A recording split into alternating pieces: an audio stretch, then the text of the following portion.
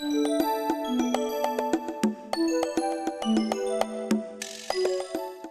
yeah. Let's talk about Trojan Powder Coating. You started very humbly in New York, and now you've got two locations in Florida, and you guys are doing some really great. Tell us all about the facilities that you have and all that you offer All right. to Well, we people. originally started in Bayshore, New York. Hmm. Uh, we opened up that facility in 1987. Previous to Hmm. that, we were in Lindenhurst, Long Island, probably for about since the early 50s. Mm. The business started as my dad's business. It was aluminum furniture, Mm. and Okay. aluminum furniture eventually became from liquid paint to powder paint. Mm. And when Gotcha. we did that, we ended up buying a larger facility in Bayshore, which we've been there since 1987, and we put in a state-of-the-art powder coating line. Mm. And I think we were manufacturing aluminum patio furniture at the time when we moved in, and then by 1989, 90, we were just strictly powder coating only, no more manufacturing, Mm. because most of the furniture that was being manufactured was coming out of the Orient. Oh, okay. Yeah, Right. so we switched gears from patio furniture and got into a lot of displays for like Nintendo and Game Boy, Mm. Philip Morris, and a lot of department stores and clothing racks and things of that nature. And it was a very viable business. And then again, a few years later, all that business went over to China, and Mm. they started bringing all the racks in. So we had to reinvent ourselves once again. Mm. So we got certified for architectural coatings through AMA. Hmm. Um, and that led to us deciding that we needed to find another product line that we could powder coat. And we got involved in doing sublimation process. So I went to Italy, bought a machine, put it together, and we started doing sublimation, wood grain looks and granite, marble, things of that nature.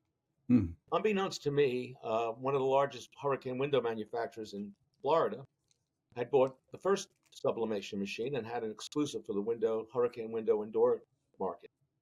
And Mm. their original plan was not only to sublimate, but to powder coat in their facility. Right. But then they changed directions and put a glass plant in instead of powder and decided they would go to one of the aluminum extruders that does their coating material. Right. Hmm. Well, the product from Italy was very, very difficult to spray, and the extruders had a very difficult time doing that. So I got called in to see, being I had the sublimation process pretty much under control. We ended up doing the base coat for PGT out of New York. Trail Mm. load Okay. after trail load after trail load, just on the base coat, and then that led into all their custom colors because we had Right. all the profiles in our warehouse in New York. Mm. Well, after several years, the trucking got to be very expensive. Right. I got a phone call to come down and speak with them, and they said, "We want you to open up a facility in Sarasota." And I said, "Well, Right. why would I do that? I'm pretty well set in New York." They go, "No, it's the transportation costs, and we'll help you open up a facility in Florida." So we opened up this facility in Hardin Avenue, Sarasota. Mm. And then I set up another whole powder coating line. And we had plenty of customers in Florida. It was a thriving business. While I'm setting this all up, I get a phone call from one of my customers and goes, "Hey, there's a liquid paint line that's available in Pompano Beach, Florida." I said, "Well, I'm just so overwhelmed right now getting this business going, but I'll come look." Right. And Hmm. that's probably my mistake. I went and looked, and we ended up leasing that building for 5 years with a paint line, existing paint line there. And then after 5 years, I bought it. Wow. So now Wow. we have three locations. Pompano does only liquid Kynar type finishes. Okay. Sarasota does all the finishes: sublimation, lamination, profile wrapping for vinyl profiles, powder coating, the very large structures up to 50 feet long, 10 feet wide, 10 feet tall. And that's been the evolution of Trojan. Wow. Yeah. I remember your facility down there was long. I think it was a 1,000 feet roofing. long, It was a shingle facility. Wasn't it? Made shingles. It was a real long place. And very, very long, 1,000 feet yeah. long. Right. It's a 100,000 square foot facility, and it's just loaded with different types of product. Right. Yeah. Yeah. If I recall, that was a situation where your customer. I mean, I don't know. I don't want to say it was sort of a. They were twisting your arm, but they wanted you to go there. I don't know if it was you risked losing that business if you didn't go there, but they wanted it down there closer to them, Well, they right? needed to. I mean, the amount, to ship trailer loads of aluminum back and forth from New York to Florida became very, very costly. So it Mm, was more economical to do it here. And it also, I had a bunch of people in Florida, customers in Florida that I was dealing with already. And, the freight was becoming an issue. So it was very logical to do this. right, Um, right, as a right. result of that, I now live in Florida, Well, I was going to ask you. I mean, that I don't want to use the word upended, but it sort of dramatically changed your life. You had to move there to kind of oversee all this, right? You were investing lots of money into Mhm. something, putting a lot of faith in that. I mean, that could have gone sideways real quickly Oh, on many absolutely. different, right? Yeah. I mean, you had to. Did you have any doubts that that was the right thing to do Well, with that? I knew I had, we had done the model in New York and we were able to Hmm. find other business to replace the New York model. So this was just an add-on, and the company ended up growing pretty quickly, all Mm, three locations. I mean, there right, was a big demand for the liquid paint in Pompano. We already had customers doing the powder and the wood grain, so it was just a natural add-on for that. Sarasota ended up being, a great service center for the existing customers I had before I came down here. Of course, that left a void in New York, but then we found other business through the MTA and things of that nature. So, right, it was a gamble, but I think it was a very well calculated gamble. right, right. Yeah, My VP at the time, Keith Ryan, he ran the whole New York operation, so I could concentrate on Florida. And right. and then after that, we ended up consolidating all three locations with centralized customer service, accounting, and all that stuff instead of having individual setups. And Right. that streamlined our process as well. Right, right, exactly. I've heard a lot of powder coaters talk about, getting into architect. It's a demanding process, right? I mean, Very much so. With and warranties and it turns people away. They don't want to get into that. yeah. You kind of gravitated to that. I guess you like the challenge of uh, Well, of doing in that type of world, but doing that type of business. Then, no, and by joining Armor at the time, which is now FGIA, hmm, I was able to write a lot of the finish specs for the architects. mm, And as a result of that, I got to meet a lot of different companies that I could do business with. And being there for 20 years, I'm now on the board of directors for FGIA, and I'm mm, also the president of the Southeast FGIA right, in Florida, which really concentrates on all the hurricane window specifications that the building department and right, codes do. So got very, right. very involved in that, which really helped me network our company and our services. Right. Yeah. Because you're chair of the committee. Because I just saw you all just put out a new on cleaning architectural finishes. Right. Yes, You just yes, put that out. we write all these, we create all the specifications and I guess technical data sheets on how to do these things and what's available so the architects can be more educated on what they're asking for from coders and what the longevity of their aluminum. Uh, Right. because these buildings go up and it's not like something you can just put a lousy finish on because that's really going to reflect on the project. Right. Are there a lot of finishers that are involved in that in the FGIA, or is it? We probably have over 200 to 300 members. I'm not sure. I could get you that Mhm. information. Um, but there's probably there's verified coding lists that they have, Right. and you get certified and you get audited. All the paint suppliers audit the top-notch architectural coders because they're putting their product on it, and you don't want to have failures. So we get Right. audited like monthly by different suppliers. Right.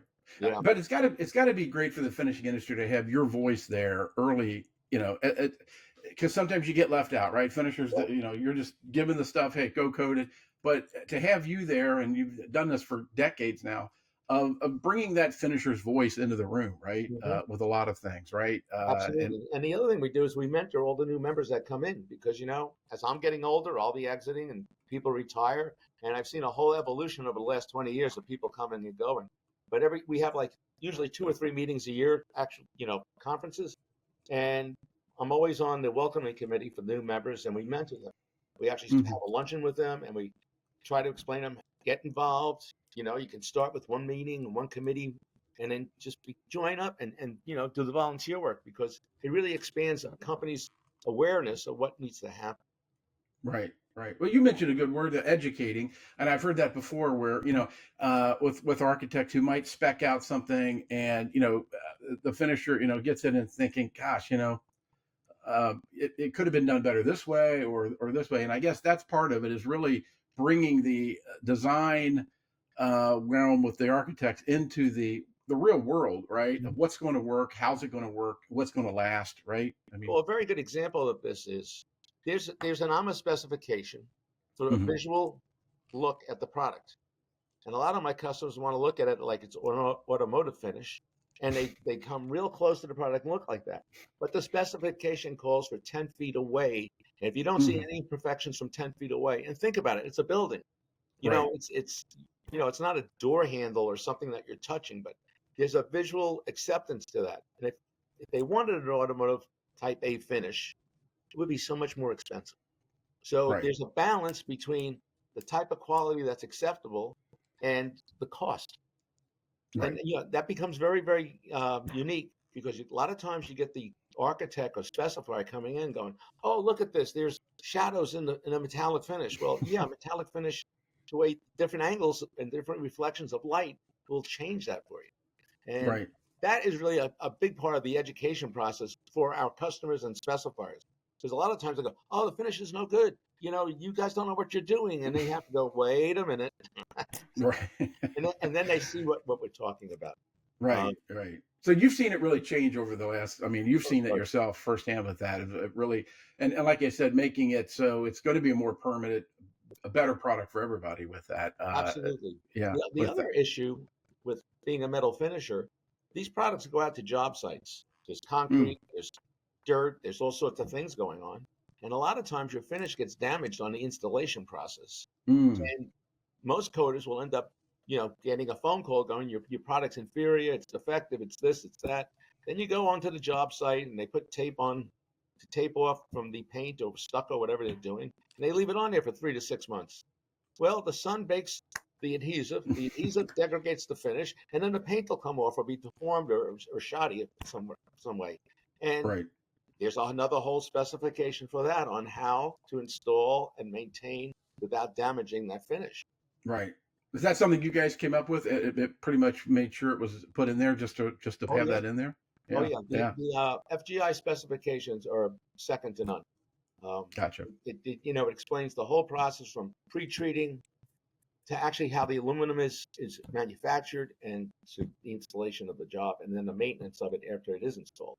Another Right. crazy Yeah. thing that happens is you have these beachfront projects and you put a powder finish or a liquid finish on it and they want a 20-year warranty, Mm, but they don't want to wash them.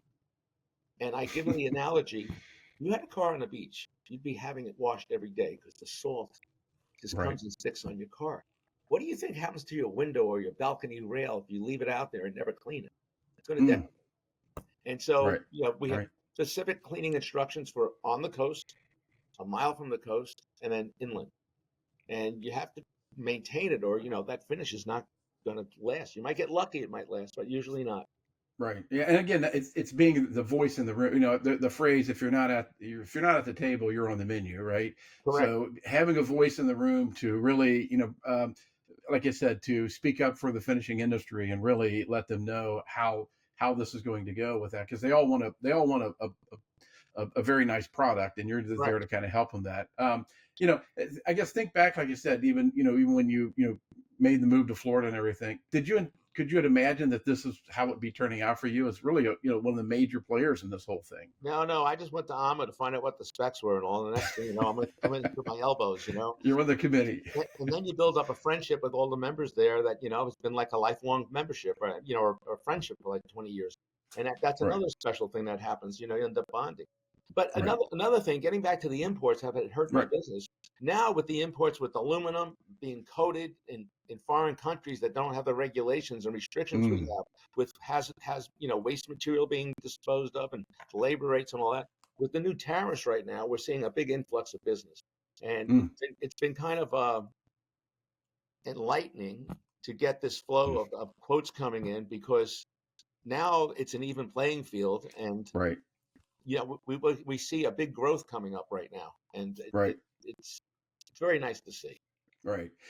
I mean, this is not a segment of the industry that really any shop can do overnight, or it's a long process, right? Of getting that expertise, getting first of all, the equipment. I remember when you and I were walking, you were telling me, this didn't come cheap. right? It No, it doesn't. doesn't, No, right? it And doesn't. it's not quick. It's not quick to Well, no, not overnight. only that, but you have to prove to your customers, if you're lucky enough to get some business from them, that you can give them the product they demand. Like a lot of my window companies that I work for, they come here and audit us inside and out. I mean, they want to know Hmm. what your human resources manual is and how you track stuff. Mm, Is your data secure, that it's not going to get hacked? I mean, on it goes. And it's a lot of time and effort that goes into that. Also, like certifying of the line, that mm, costs a lot of money. I mean, there's a lot of coating shops out there that don't have the certifications. They put a product out and then it fails. And then right, powder or liquid gets a bad name for it because they weren't set up properly to do it. It doesn't come cheap. It's right, more expensive to have a certified coder than it is just some job shop. right. Yeah. So that's always been a challenge. Your price is too high. And well, if you want what you need, this is how it has to be. Right, right. Another thing we've done recently, we put in an app that tracks from the quotation process Hmm. to the shipping process with photographs. Material comes in, it's photographed, it's counted, it's documented. Any emails that pertain to that particular job Oh wow. get Hmm. documented with this app. All the QC processes are pictured and stored so you can see what the mill thickness was, crosshatch, MEK rub, impact, color gloss. All that is done and documented with each job we do. Then it Right, gets packed, it gets inspected, photographs of the finish. Then it gets right. packed, then it gets shipped, and then actually a picture on the truck, and away it goes, and automatically gets invoiced. It Wow. cut out all the transposing of data, and Mm, it streamlined everything. And now a customer can see, so that if we do have an issue, we mm, go to the file of that job. And we go, well, look, the metal came in. We notified you it had corrosion on it. It needs to be sanded, whatever needs to happen to it. mm. Customer will approve it. We do that part of it. We Wow. take the pictures before it gets packed and send them the finish. And I've had instances where, like I was saying before, it gets installed and the paint is no good. Well, it didn't leave our shop that way, and it got Right, to your place that way. And then who did what to it afterwards, because it's out of our custody now. So we have to go back to the installer and have them remedy the issue. And that's right. been a godsend, actually. Really, yeah, to help that, yeah, like I said, to really automate a lot of those things that are going in there. Yeah, it's got to be difficult. It's got to give you a lot of heartburn. When you're putting a product through your facility and it looks beautiful, it's going to be put on a truck. It's going to be shipped somewhere locally. It's going to go to a construction site, right? And Yep. things are handled roughly there. And it's like you said, unless you put those guidelines in, let people know exactly how it needs to be treated with Right. kid gloves to a certain extent. It is Uh, like gloves. yeah, I mean The cleaning it's process. What did you use to clean it? I mean, you tell me you right, used acid on it. Well, don't you think that's kind of silly? Acid, it's going to deteriorate the finish. I mean, common sense. Mm, right, right, yeah. In the sublimation process, I mean, that's really you guys were doing a lot of that. Again, uh, uh, uh, from what I understand, a difficult process to really master, and Yes, you have to master it. You either master it or you don't. I mean, right. that's just right, You right, just you're either in it or you're not. You can't do right. it. Half. I shouldn't say that. Half-ass with it, right? Yeah, but It's that's got to really be. what it is. Right. Yeah. And that's really there's not too many people I know in the U.S. that I know of that really do this type of work that you're doing with that. A Correct. I lot of mean, them there's. are OEM shops with their own products, and Mhm, to be a job shop and do this is even more of a challenge because we get all different types of profiles in and shapes and things of that nature.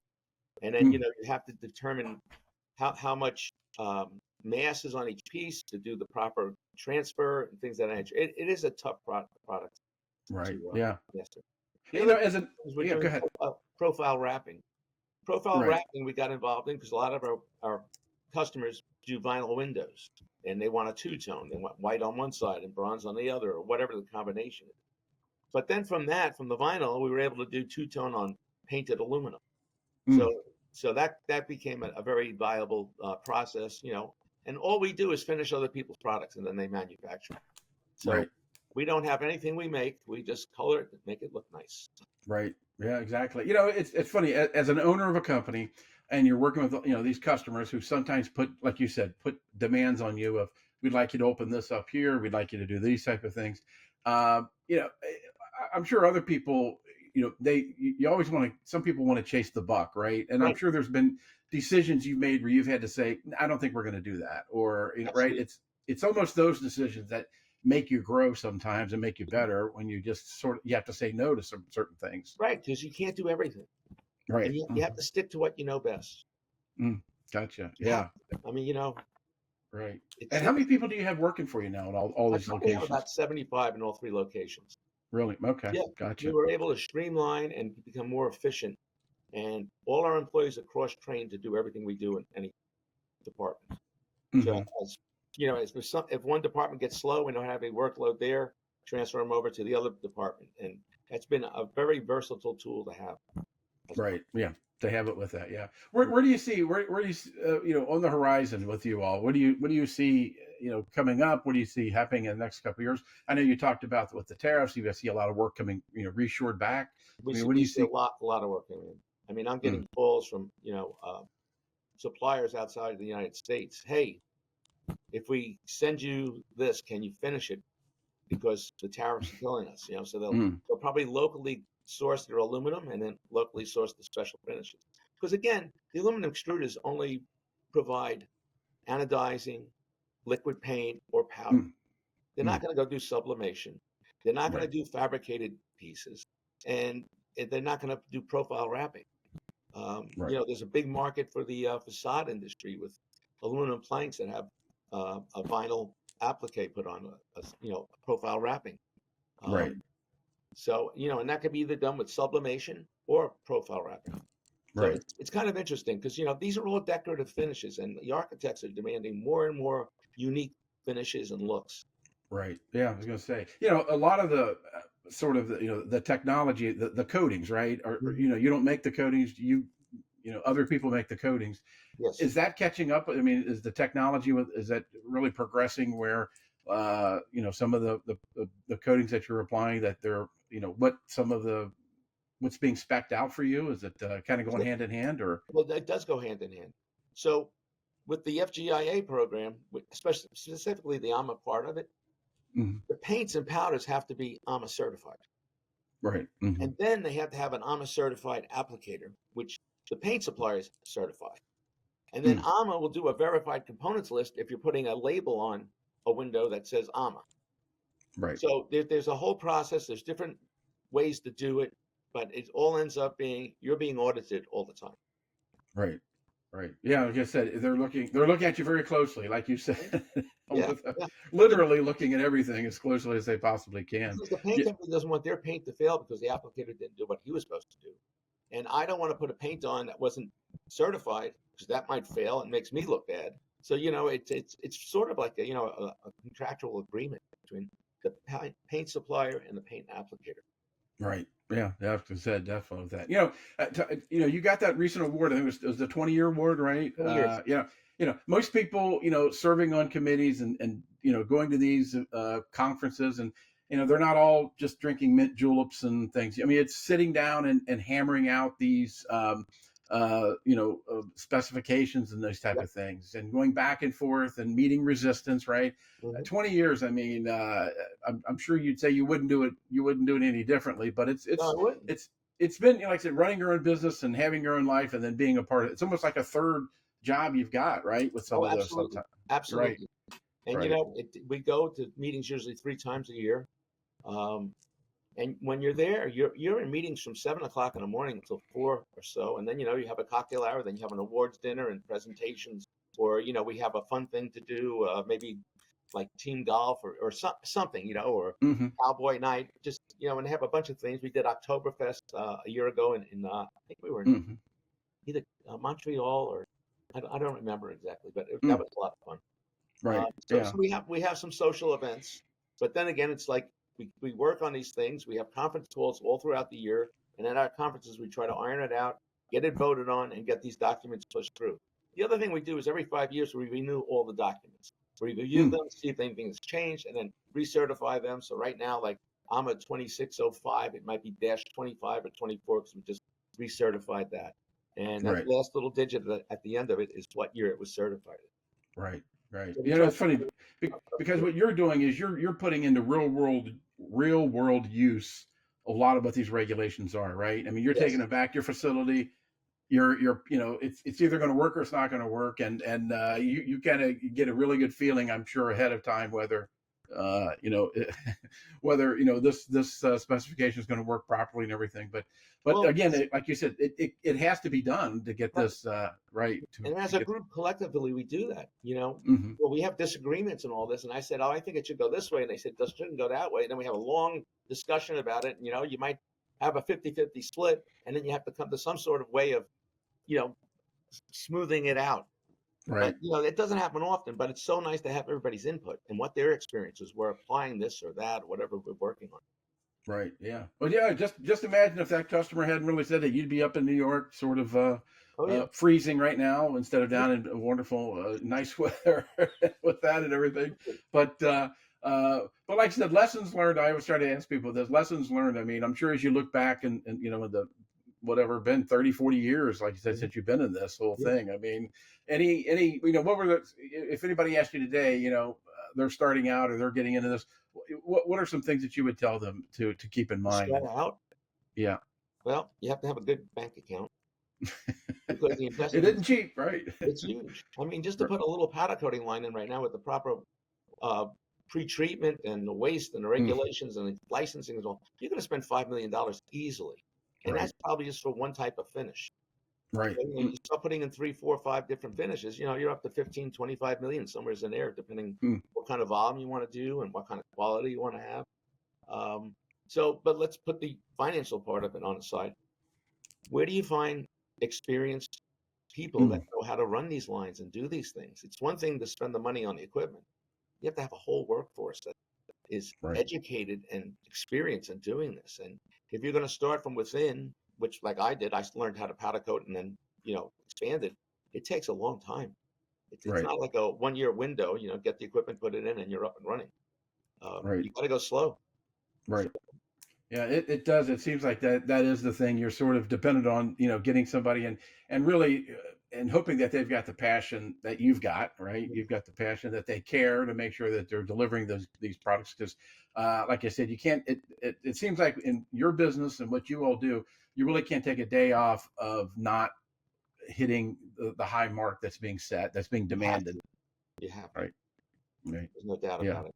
And you have to be a visionary. You have to be always looking, what else is coming out? What else can I paint? It doesn't have to be architectural. It could be automotive. It could be just other types of fabrication that have nothing to do with architectural. It could just be protective coatings. I mean, we do all sorts of products in all different types of industries, and it's a feather in our cap. We also paint steel. We sandblast. I mean, we do a lot of different processes, and it becomes necessary in being a versatile job shop.